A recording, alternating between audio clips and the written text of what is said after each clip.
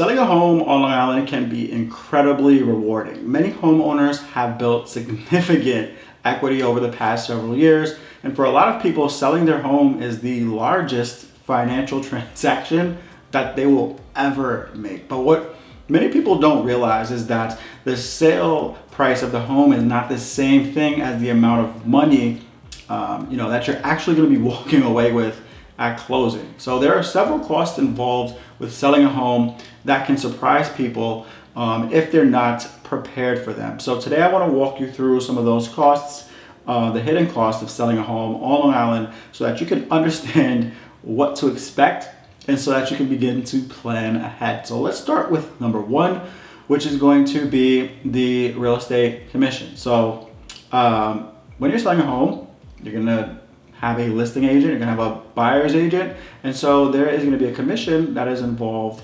that you are going to have to pay to your seller's agent when selling your home. And if you choose to, you can choose to pay a portion of the buyer's agent as well, right? And it's all gonna depend on the negotiations and what the net number comes out to you, but you can make the decision as to how you wanna negotiate those commissions between your seller's agent and your buyer's agent, and how you want that to work out when it comes to accepting or declining offers on your house. The second major cost that sellers often forget about is the New York transfer taxes. So in New York State, the seller is responsible for paying the real estate transfer tax at closing.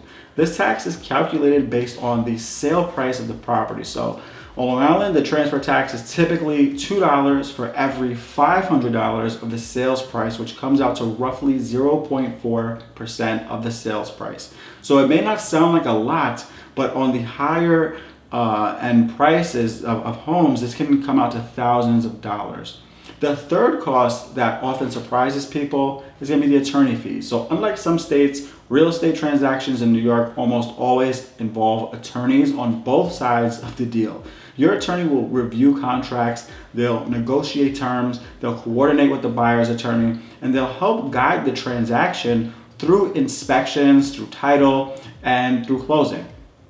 Attorney fees can vary depending on the complexity of the deal, but it's an important part of the process and something every seller should absolutely plan for. Another hidden cost is preparing the home for sale. So before a home hits the market, many sellers invest money into small improvements to make the property more attractive to buyers so that they can net more money on the sale. This can include things such as painting, landscaping, minor repairs, cleaning, staging, or updating certain areas of the home. These types of improvements are often worthwhile because they help the home show a little bit better and they can attract stronger offers, but there are still costs that definitely need to still be considered. Another cost that sellers sometimes overlook is the home inspection negotiation. So after a buyer goes into contract on the home, they will typically conduct a home inspection.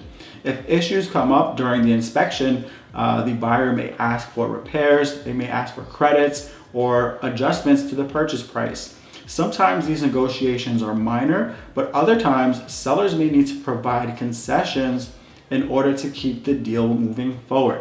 Another cost that can come into play is mortgage payoff fees. Okay, so fees, a lot of fees. If you still have a mortgage on the property, the loan will need to be paid off when the home sells. In some cases, there may be administrative fees or small charges from the lender associated with closing out that loan. And that's one that a lot of people overlook. Your attorney and title company typically coordinate this during the title process. There are also some situations where sellers may face capital gains taxes depending on their circumstances. So for many homeowners, the IRS allows an exclusion on capital gains if the home has been their primary residence for at least 2 of the last 5 years. But if the property is an investment property, a second home, or if the gain exceeds the exclusion limits, there could be tax implications. So it's always a good idea to speak with your tax professional if you're unsure of how this could potentially impact your situation. Another cost that can come up is moving expenses. Sounds like fun, right? So moving from one home to another can involve, truck rentals, professional movers, packaging supplies, storage, and sometimes, temporary housing. These costs aren't directly tied to the sale itself, but they are a part of the overall financial picture when selling a home. So always consider that.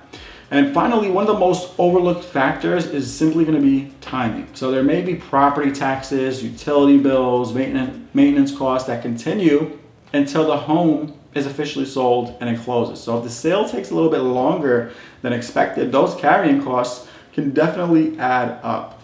So the key takeaway is that selling a home involves more than just putting a property on the market and accepting an offer.